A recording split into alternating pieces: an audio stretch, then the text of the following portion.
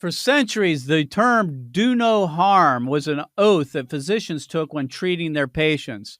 In Florida, we have an organization called Do No Harm Florida that is going to be used to try to defeat Amendment 4. And we'll be talking to one of the organizers today on the program. Also, we're going to be talking about our internship that launches on Monday here in Columbus. And we'll be talking about some of the young people you're going to get to meet this summer. So stick around.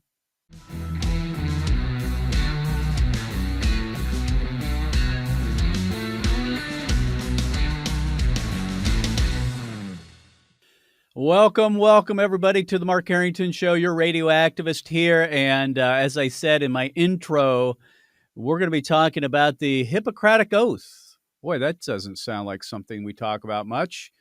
We're going to talk about that today with our good friend and colleague out of Florida. That is Lynda Bell with Florida Right to Life, who is in the midst of the battle down there to try to defeat Amendment 4, which is a constitutional amendment that would expand abortion beyond viability. 5-6 months babies will be killed by abortion if this thing passes. It would wipe out all the pro-life laws. This is similar to what's happening, did happen here in the state of Ohio, and we're trying to stop it. So we're going to talk about that today. Also, we're going to be discussing our summer interns who are coming next week, Monday. They arrive here in Ohio for our summer boot camp. So we'll be talking about that in the second half of the program. Lynda Bell's my guest. Lynda, thanks for being on the show. Oh, thank you for having me. Glad to be here, Mark. Glad to know you as well. Well, it's good to know you. And I've heard of you over the years until this thing all came down earlier when the abortion side got the signatures they needed. And unfortunately, the Florida Supreme Court approved and said the language is constitutional. Therefore, it's going on the ballot in November. A lot of people in the state thought that wasn't going to happen. I was one who said, I'm a cynic generally, and I've also been around long enough to see courts rule this way.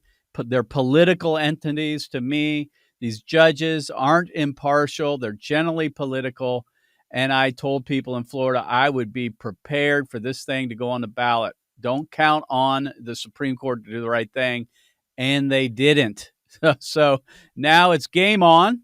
And you're in the middle of it here with your organization, Do No Harm Florida, and also Florida Right to Life. So, Lynda, before we do, you named the coalition that you're helping to head up, Do No Harm Florida, which I think is great. Mr. Producer, if you pull up the website, it says protect women and children. First of all, that's a good start, right? A lot of these states, we leave out the babies. Oh, they're all over the website. What's going on here? We're trying to fight to keep a constitutional amendment from going on the ballot, and we don't mention the children. Well, you do, and I'm glad to see it. And I think we've learned our lesson in some of these states that we need to make it about abortion, because if we don't, the other side's going to, and we won't turn out our base, because this is a base election. Republicans, Trump voters, conservatives, Christians go to the polls on the abortion issue because they care about the unborn primarily. And so I'm thankful that you're making it specific to the children. Of course, there's more to it than that, but Do No Harm Florida. Before we go into it, Lynda, I just want to share a little background here. We've all heard of the Hippocratic Oath. Just a little background. I think it's interesting. Hippocrates was the one who came up with this. He was a Greek physician and philosopher in the classic period. And what it meant is basically that physicians should do no harm to their patients. And it was a document that was written in 400 BC, believe it or not. And it was translated from Greek in 1849. Isn't this interesting? And in it, they had a prohibition against harming patients. And I want to read this quote. It says, quote, this is what a physician would do when they take the oath. They would say, I will never give a deadly drug. Think about this, deadly drug. What are we doing today? Abortion pills. To anybody who asks for it. nor will I make a suggestion to this effect. Similarly, I will not give to a woman an abortive remedy. Now, that's in the Hippocratic Oath that was revised, if you will, in 1849 and made it all the way through the 20th century until the modern version now has excluded any references to do no harm, unfortunately, and the oath really means almost nothing. But I like that you're using it because you're bringing it back and applying it to the abortion issue there in the state of Florida. So, great name for the organization. So, Lynda, if you would, let's talk about this amendment. If you would, Mr. Producer, go ahead and pull up, just scroll down. They've got the summary language here. And I'd like to go through this with you, Lynda, if you would. The first line, okay, let me read the entire amendment first, and then we'll go line by line. It says this is a summary, which is very close to the actual text. No law shall prohibit, penalize, delay, or restrict abortion before viability. Now, think about these. No law, viability, or when necessary to protect the patient's health as determined by the patient's healthcare provider. This amendment does not change the legislature's constitutional authority to require notification to a parent or guardian before a minor has an abortion. Now, it's a very short amendment. The summary is short. Ohio is a little bit longer. Some of these others are longer. And I think that's intentional. And it's intentionally vague.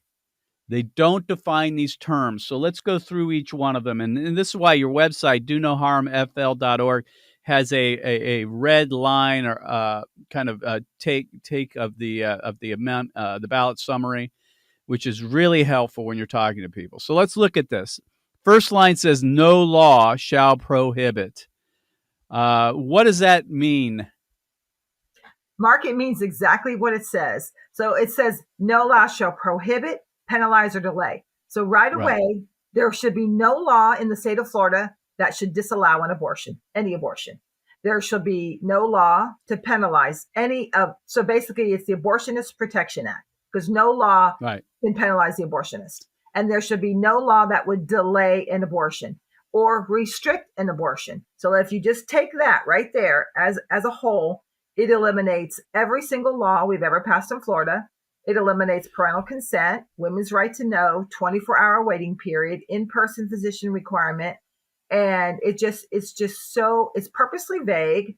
It's purposely undefined. But that right there, that's the only part of this entire ballot language and summary that is specific to say every single law you've ever thought you had to protect women, children, and babies is gone. Yeah, and you've been someone who has been working for decades to pass these laws and put these restrictions into place, including the recently passed and now enforced heartbeat law. That would go away along with your 15-week law you had. So, friends, you got to understand something. This same with Ohio, wipes it all out and leaves the courts to interpret the language of this thing. And that's the extreme part. Now, I'm not one to say, get into this back and forth about what's extreme. It's certainly extreme to wipe out every single law that the legislature, the duly elected representatives of the state of Florida, have passed over the last several decades. To wipe it out all in one day, to me, is pretty radical. It's very radical. That's the word that I'm using, because it is, when you use the word extreme, the left is calling our heartbeat bill extreme. Then the right is saying that this is too extreme. So I'm using the word radical. It's just, can I use the word absurd? Because this is so absurd. And you're right, Mark. I think I put too much faith in the Florida Supreme Court because I know some of them. And I love the way the three women kind of excoriated the four men. And even two of the three conservatives on the court admitted that this language was vague and ambiguous. They admitted it, but let it go anyway. So you're right. It was basically a political decision. I said, well, they mimicked the United States Supreme Court with their caving on these issues. And so you were completely right about that. Yeah, and it reminds me of when John Roberts kind of decided to allow the That's it. Obamacare to come in. He said, "Well, it depends It's a on what." taxable issue. It's a taxing issue is what it Yeah. is. In other words, they don't want to get involved in these really high-profile, controversial issues. They want to leave it to the legislature, which I'm all for, but when it's clearly within their realm, their purview, their authority to rule, and they don't, they're just being cowards. And Oh, that's and what happened. this was extremely cowardly. In fact, one of the male Supreme Court justices said, "Well, I know we kind of admit it's vague and deceptive, but we're not here to call balls and strikes." And I'm screaming because that's exactly what you're there for. You are there to call balls and strikes. And so That's right. I'm watching this and I'm just screaming on the inside. This cannot be happening. But Well, it is, and now we've got this amendment. It's going to be on the ballot. So that's the first part. It says no law shall prohibit, penalize, delay, or restrict abortion before viability. So every single law is subject to being repealed. We're seeing that in the state of Ohio now.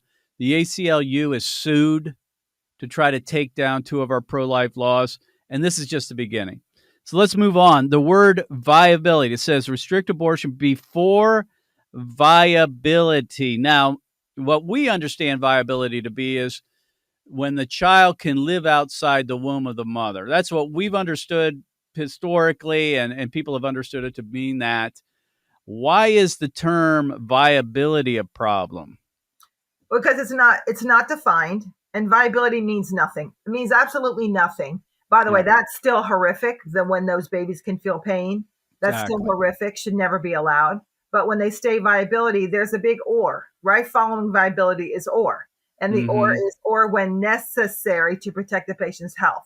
So we Right. all know because of Roe versus Wade the definition of health, because there was an attached decision of Doe versus Bolton, and they defined health as basically anything that the abortionist and the quote unquote patient, the mother, decide it should be. So literally it could be financial health, physical health, mental health.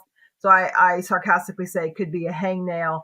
I mean, it's just ridiculous that you could have an abortion for any reason all through all 9 months of pregnancy if this passes. And this is then a violation of federal law, because if they're going to do a big, I hate to say this, a big baby abortion or late term abortion, they're going to use the partial birth abortion, Yeah. which is banned federally. So, why Ashley Moody's office did not argue this, why they did not take this discussion up, just astounds me. I thought it was argued very poorly, and here we are.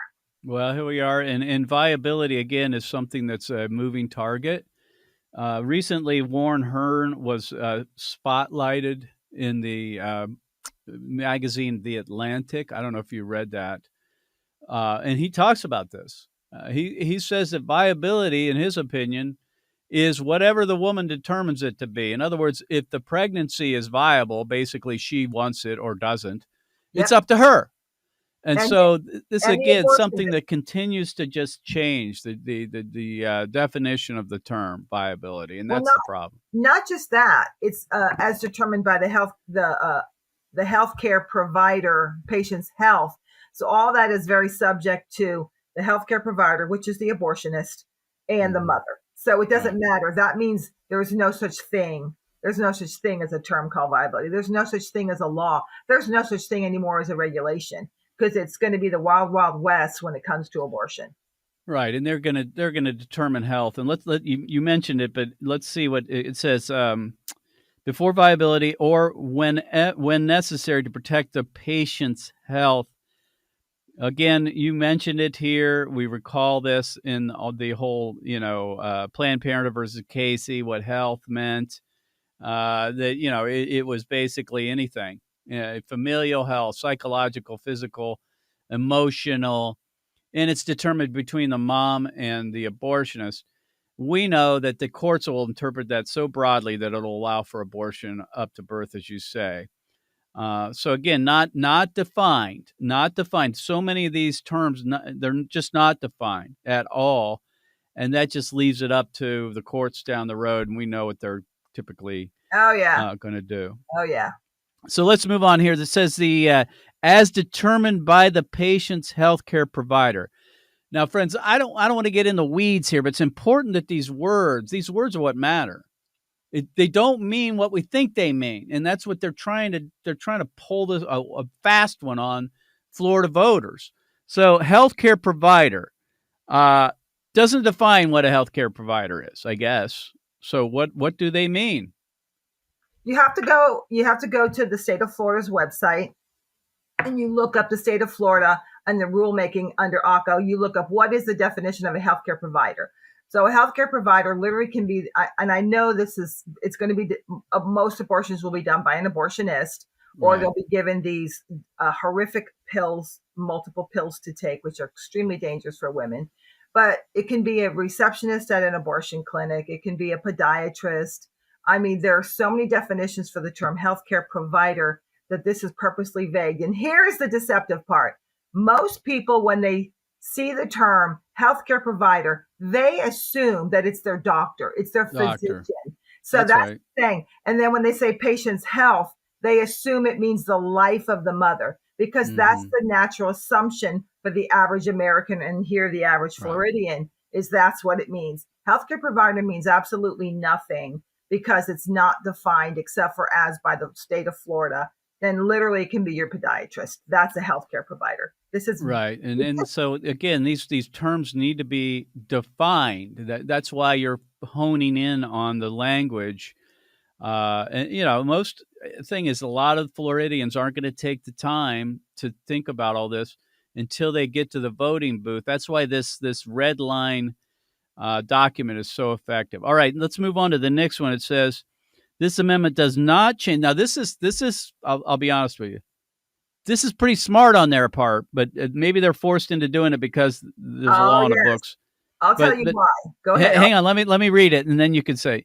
It says the amendment does not does not change the legislature's constitutional authority to require notification to a parent or guardian before a minor has an abortion. Now, just at face value, I look at that and think, oh, these people are very reasonable, then, aren't they? What's the And that problem with this? And there's the rub. That's the idea. The only reason that pro notification is in this ballot summary and not in the actual language is because pro notification is already in the Florida Constitution.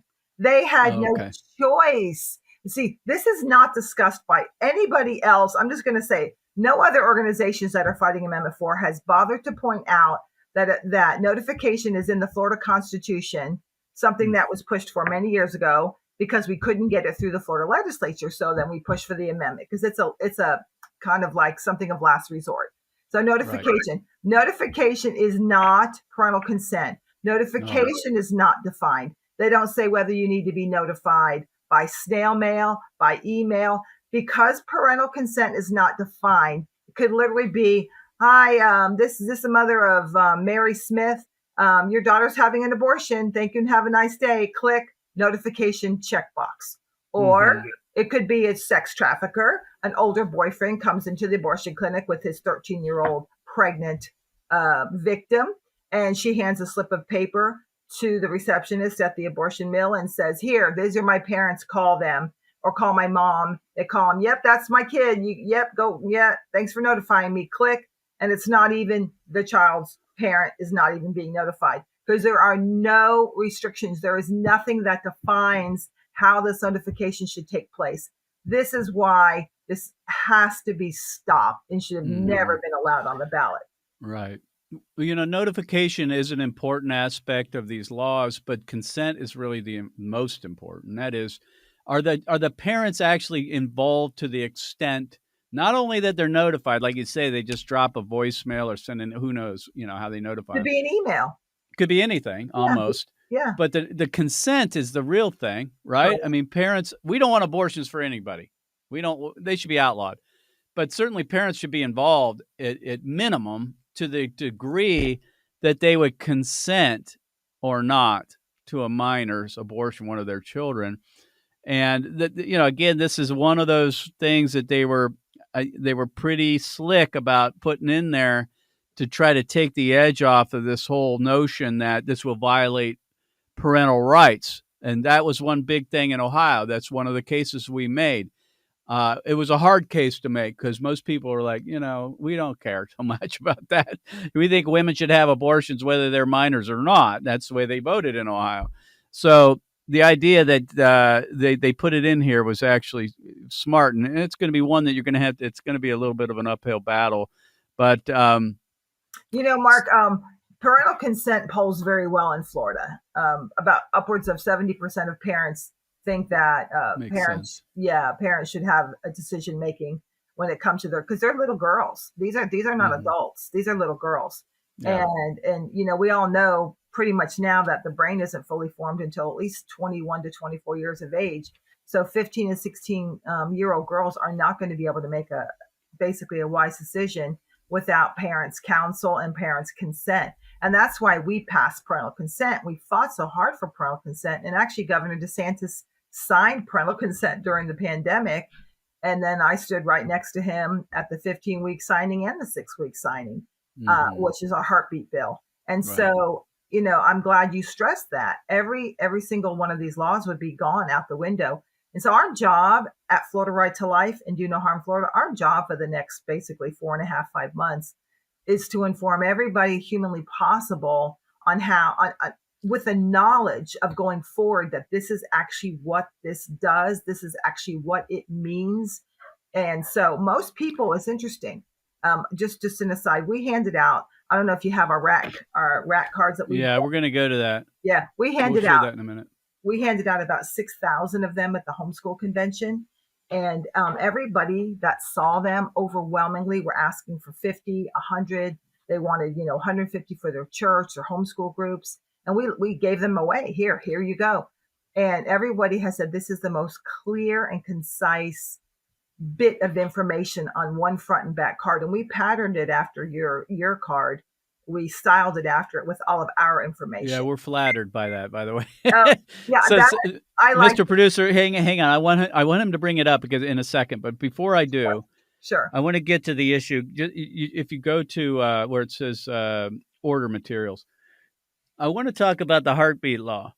Yes. Just for a minute, because there's some similarities between Ohio and Florida. In Ohio, and if folks, this is somewhat I've talked about this before, but in Ohio, we passed a heartbeat law in 2019. It was introduced in 2011, the first one in the United States to do so. I stood there on the steps of the state legislature, at the state capitol, introducing this law. And it took us 8 years to get it done. It was put into effect, of course, because of Roe v. Wade, it was held up.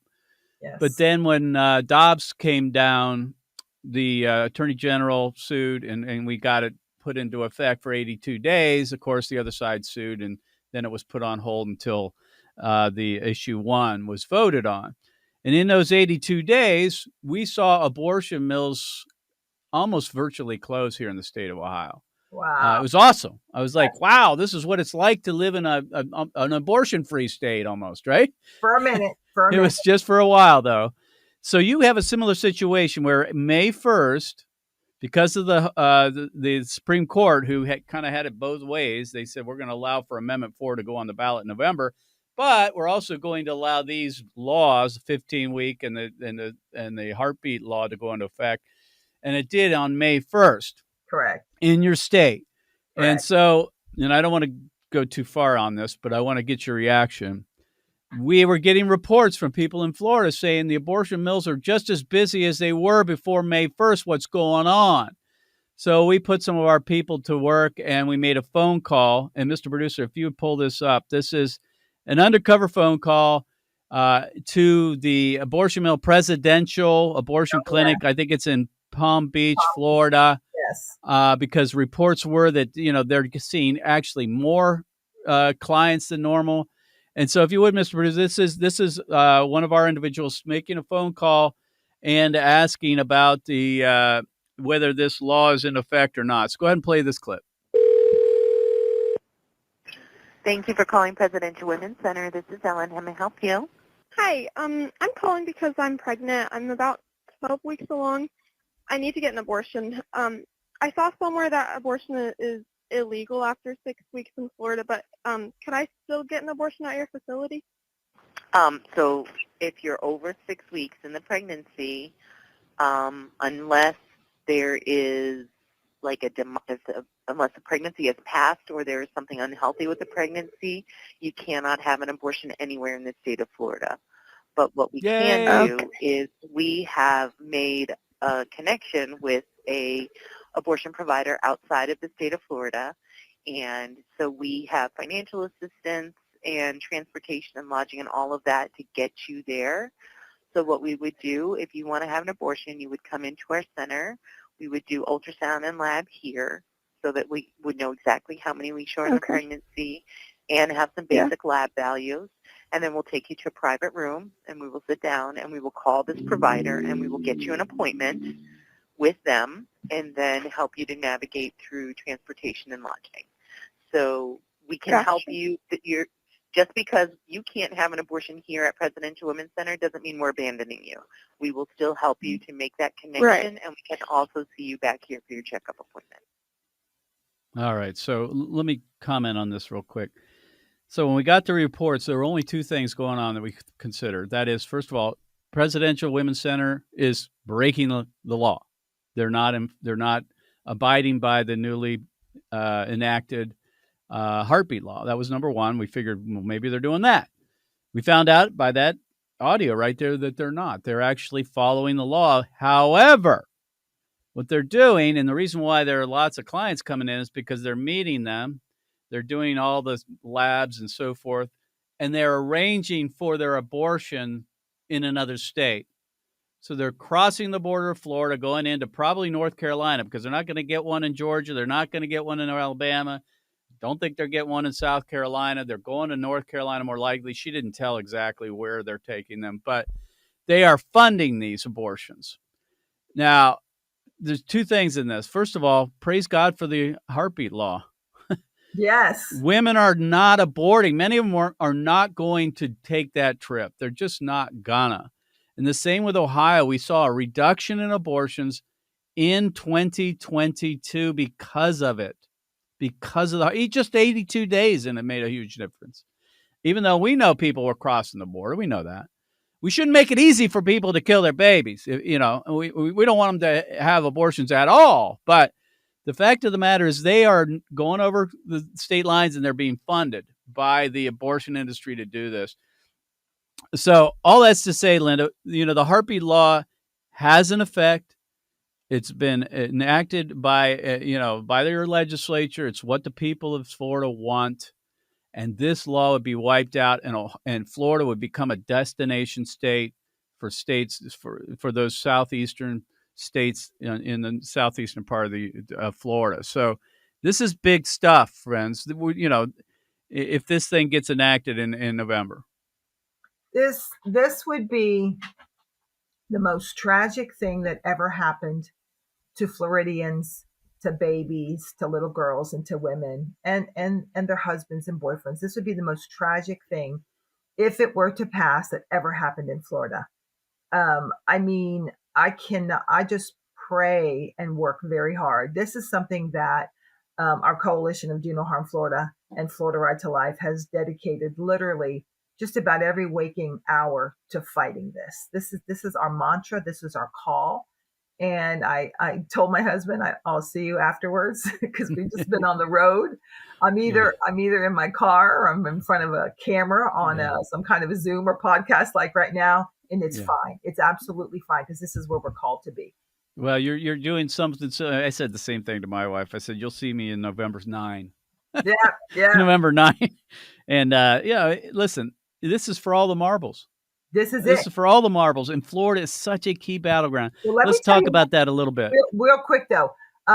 One area that Florida, whether you like it or not, the fact that we have exceptions in our 6 week, it's really a heartbeat bill. The fact that we have exceptions with our heartbeat bill, whether you like them or not, it helps us. It helps us to defeat this, because they were able to use in Ohio that against you guys. Right. Now I will tell you, they're lying. They're saying exactly the opposite, that you cannot have an abortion, period, after the heartbeat. They're saying that.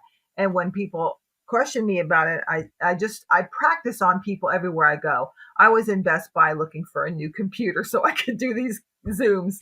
And this young man read my shirt and started talking to me. And so he said, yeah, but isn't that you cannot have any abortion after 6 weeks? And I said, well, we rather like that, but we do have exceptions. I said, we rather like that. And he laughed because I smiled when I said it. I said, but we do have exceptions for rape, incest, life of the mother, medical emergencies. And he said, I didn't know that. Okay, I didn't know that. That makes sense. So he immediately changed his whole attitude just when I said we had exceptions. So if we can communicate that to the public at large, how absolutely radical this is, but also the fact that Florida has some very reasonable exceptions. Reasonable, yeah. For the most voters. I know what you're talking about here, because our law did not have rape and incest or exceptions, and none of us are for those, friends, in our laws. We don't want those. We want abortion to be banned at conception.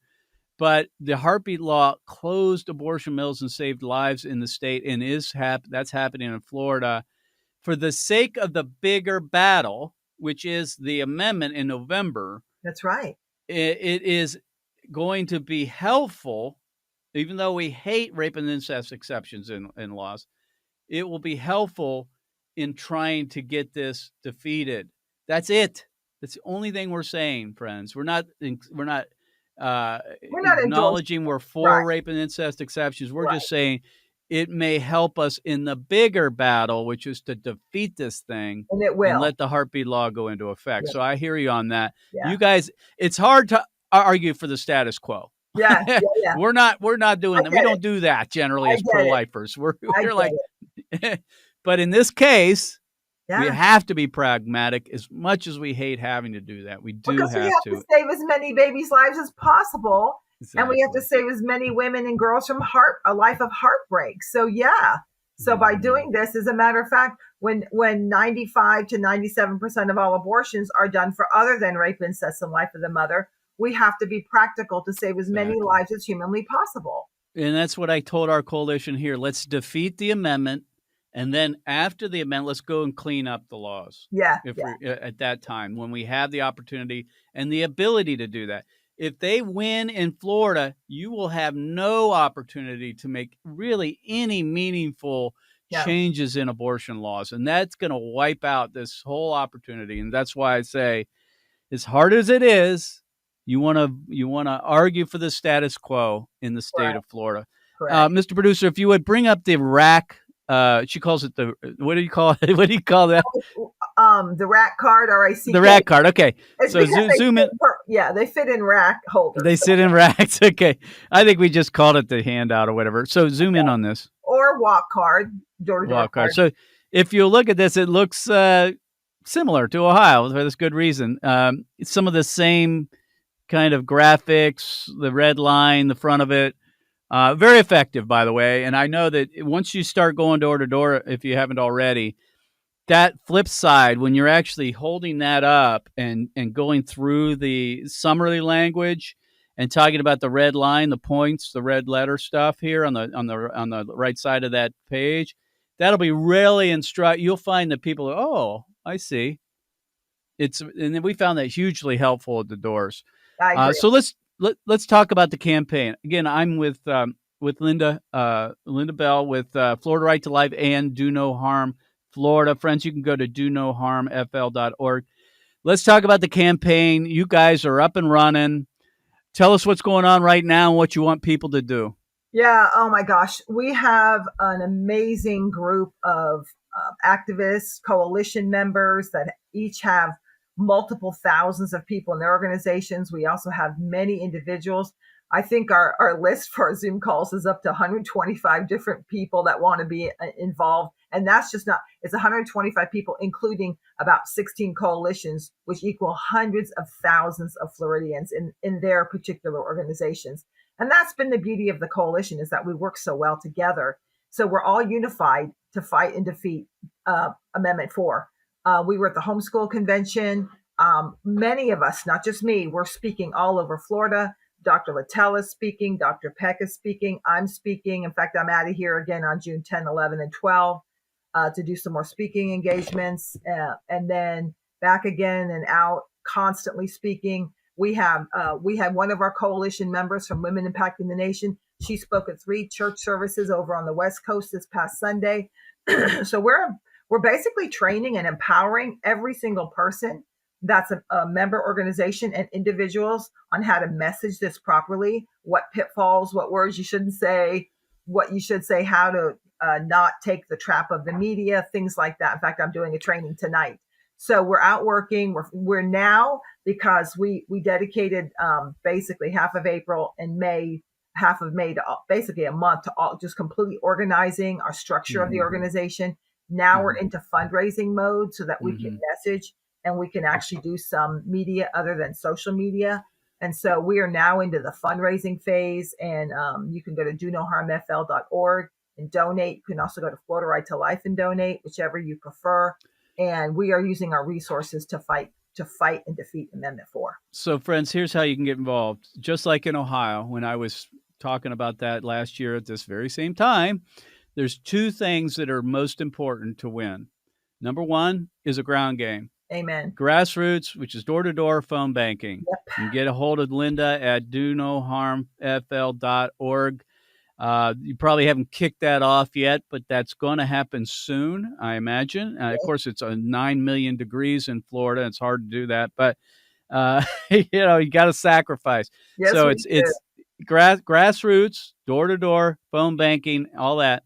And then the other is ads, whether it be digital, which are precision digital placed ads on social media and elsewhere, and just TV. And that takes money, friends. So you can donate to Lynda's organization, Florida Right to Life, or Do No Harm Florida, which is the coalition running the campaign down there in the state of Florida, at donoharmfl.org. That's donoharmfl.org. Friends, this is for all the marbles. I know there's another couple of these that I've been talking about, all these in other states, and we're involved in several of them. But to me, Florida's a big one.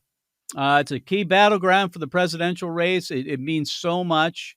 If Florida were to fall to the pro-abortion industry, I don't know if we could recover as a movement. I honestly don't. And the good thing about Florida as well is that not only do you have a very pro-life governor, that's Ron DeSantis, who's very articulate and smart enough politically to know his place, hopefully, unlike our governor here, Mike DeWine. But you have him, and you also, because it's a battleground, there's so much effort being put into Florida to defeat this thing. So, friends, if you can help, go to donoharmfl.org, donoharmfl.org. Lynda, thanks for being on the show. We'll be in touch as time, as we get moving up towards November.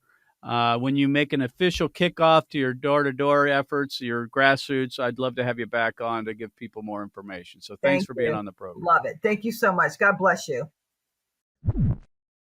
Okay, friends, well, we got big breaking news, and that is on Monday. This Monday coming up, our interns are coming to Ohio for a summer of activism and training and apologetics. It's a boot camp, if you will, and we are opening our doors to them here at our headquarters here at Created Equal. This is our annual boot camp, and they will be an intense study and preparations, training, and outreach for the entire summer. So, friends, you can be in prayer for us, prayer for our young people coming here. We're also going to be taking them to the Big Apple. That is New York City in July. I'll be talking more about that.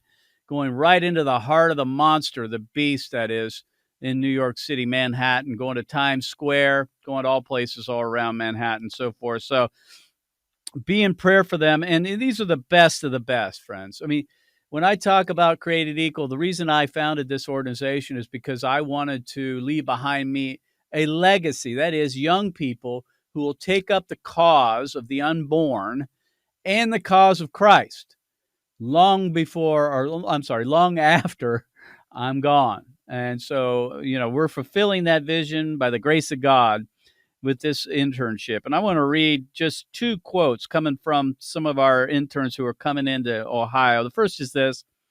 This is from Anera. She says this: I have the chance, she's talking about the internship, to get to know and stand alongside other like-minded youth and the fight against abortion and grow more in my walk with Christ. Friends, this is not just a pro-life apologetics program. This is a program to which these young people will grow leaps and bounds in their walk with Jesus Christ and their faith and their ability to do effective evangelism. We see those two things working together. We're not just a pro-life organization. We're a training organization. We're an apologetics organization. But we're also trying to build young people and their ability to evangelize. Josiah says this: I'm seriously considering full-time work defending preborn babies. Now, the purpose of the internship primarily is to train these young people either to send them back to their own communities to which they can do the work on their own with some mentoring from us, or to join our team as full-time staff members. And so our hope and prayer is that throughout the summer that there will be those who will say, yes, I want to do this for what we call a gap year, which is 2 semesters, and then maybe full or go on to do this full time. That's the goal, because we need full-time workers. And the other reason why we're losing this battle is because the other side is able to fund full-time workers through blood money. We're losing this because we're not putting full-time workers into the field like they are. Because we rely entirely on the generosity of those who give to us, that is, Christians, generally speaking. And it's a sacrificial effort that they're making by supporting us. So the fact that we have people that are seriously considering full-time work with Created Equal, they are worth your support. So friends, if you want to get involved in helping our interns this summer, you can donate to the internship program by going to createdequal.org/donate. That's createdequal.org/donate. Give to these young people. And because our program, it doesn't come cheap. We're investing lots of money, thousands of dollars in these young people, and it's well worth it because it'll reap benefits for their entire lifetime, and hopefully some of them will come on staff with us. It's kind of like a band of brothers and sisters, right? When they get together in like mind and they get into the battle and they get into that rhetorical foxhole, if you will, and are fighting the enemy, they build this synergy that it's really hard to describe and put your finger on, but it's something that'll last for the rest of their lives. So we're looking forward to them coming to Columbus and being part of this team for the entire summer. So be in prayer for our interns and give if you can by going to createdequal.org/donate. We'll see you next time. God bless you. God bless America. And remember, America, to bless God. You've been listening to